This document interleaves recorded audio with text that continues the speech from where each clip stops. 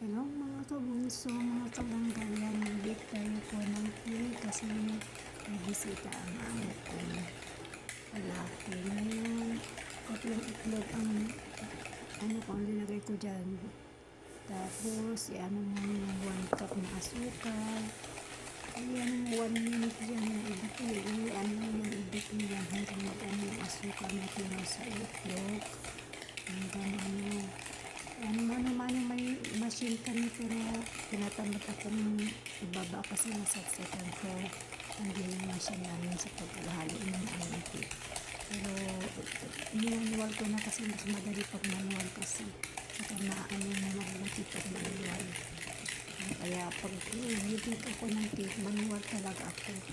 Sabi nga ng amo ko na ibaba ko yung makina ng ng cake pero tapos maglagay ako dyan ng fresh milk ng 1 cup din yung hindi nakalagay sa ref yan kasi yung mainit sana yan na halip na gatas, wag yung malamig, yung warm lang kasi pag malamig hindi maganda outcome ang cake, kaya warm gatas ang dyan, fresh milk yan ang ginagamit ko sa hindi tubig, fresh milk ang pang-tubig ko sa paggawa ng cake kasi mas maganda ang outcome niya sa masarap. Tapos 1/2 cup na vegetable oil, yung mantika yun, ihalo-halo yung lahat yan. Pagkatapos mo nang ihalo-halo, i-ano mabuti. Tapos dahan-dahan naman mo 2 cup of flour yan, special flour yan ginagamit ko, 2 cup. Dahan-dahan mo lang yan, hindi lahat ilagay, dahan-dahan yan.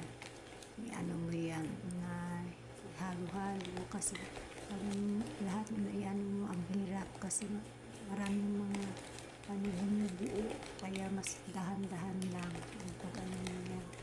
Tapos pag okay na, ilagay mo na lahat yung natira. Tapos kumuha ko ng ng suka, pinagyan ko ng isang tablespoon na suka na vinegar, yung puti ang sarap kasi saka maganda, malambot ang cake paglagyan mo yan. Tapos 2 tablespoon na baking powder, 2 tablespoon na baking powder. Ayan, ilagay mo yan 2 tablespoon. Tapos binagyan ko ng 1/2 teaspoon na na vanilla.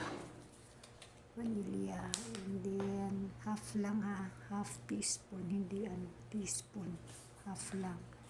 And then ayun, kumuha ako dyan ng lagyan ng suka, vinegar white, 1 tablespoon. Yan, suka yan hindi yung rosemary kasi nakalagay dyan rosemary, diba?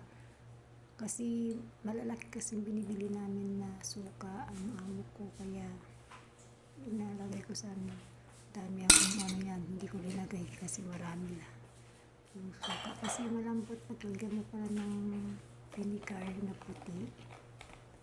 Tapos halo-halo mo na yan. Pagkatapos mo nang ihalo-halo, pag okay na niya, tapos hanggang wala nang yung mga bumubuo kasi dapat talaga i-ano mo yan, i-beat mo yan ng mabuti. Yan, seryoso ako dyan na kasi ang dami kong gagawin kasi yan, kaya nagmamadali ako. Tapos nag-prepare ko maganda kasi pag mano-mano talagang maano mo yung outcome niya kaysa yung machine. Yan, pagkatapos na yan mo yan, tinikman ko yan, tinitimpla niya kung okay, ang sarap ng timpla niya. Tapos na yan, masakit lang kasi sa braso pag ayan na, pwede na yan. Tapos Tapos titikman ko yan kung masarap. Okay na. Tama-tama lang ano niya. Yan. Tapos kinuha ko na yung ano ko dyan, yung paglagyan ko. Tapos yan. Tapos lagyan mo na mantika para madali matanggal yung papel sa baba. Lagyan ko ng mantika dyan. Para maganda yung paglalabas. Yung ginagawa ko kahit hindi nila sinasabi yan, gagawa ko ng cake.